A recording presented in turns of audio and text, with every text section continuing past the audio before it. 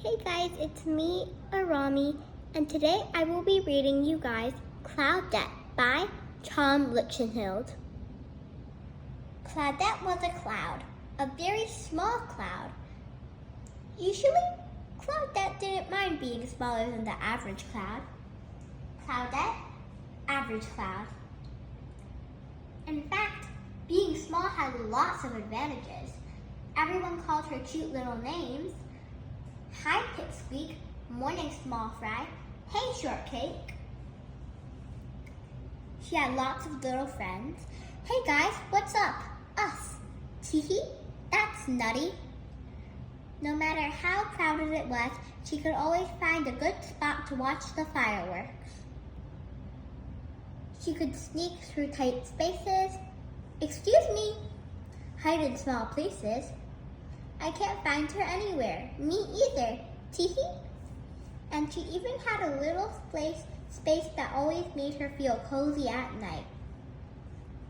But once in a while, all the other clouds would run off to do something big and important. Come on, Cloudette, join our cold front. We're gonna make a huge storm. Yeah, we're gonna water some crops and make some mighty rivers flow. No thanks. I'll just watch from here. Cloudette could see them in the distance, doing all sorts of important cloud things.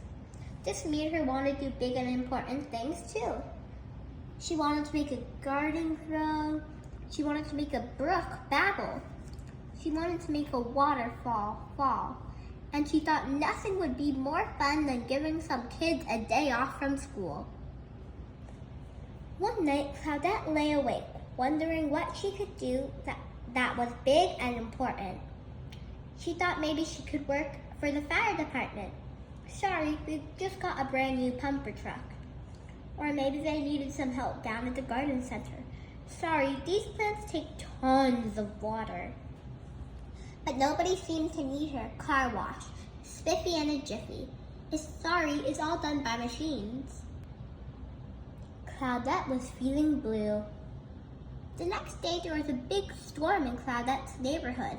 The sky got dark, the rain came down like cats and dogs, and the wind blew harder than she'd ever seen wind blow before. When the storm finally stopped, Cloudette realized she'd been blown far away from her neighborhood. She didn't know anyone here, and they didn't seem eager to get to know her. Hello, hi, howdy, how you doing? But pretty soon she was making new friends and seeing things she's never seen before. Welcome to our neck of the woods, Small Fry. What a cute little cumulus. Have you seen her new paw? Barely. Then she heard something she never heard before. Ribbit? She looked down at what was supposed to be a pond, but was really just a puddle of mud. What happened to your pond, Froggy? It dried up and now it's more like a puddle than a pond.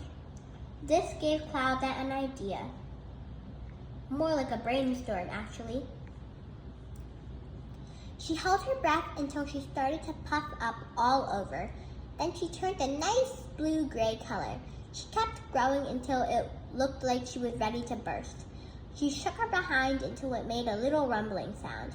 Not quite what you call thunder, but enough to let people know they might want to grab an umbrella. Then she did what she wanted to do for ages. She let it pour. Cloudette rained on that little puddle until it grew into a big puddle, and she kept on raining until that big puddle grew into a perfect pond. As soon as she stopped, frogs of every stripe and spot came jumping into the pond.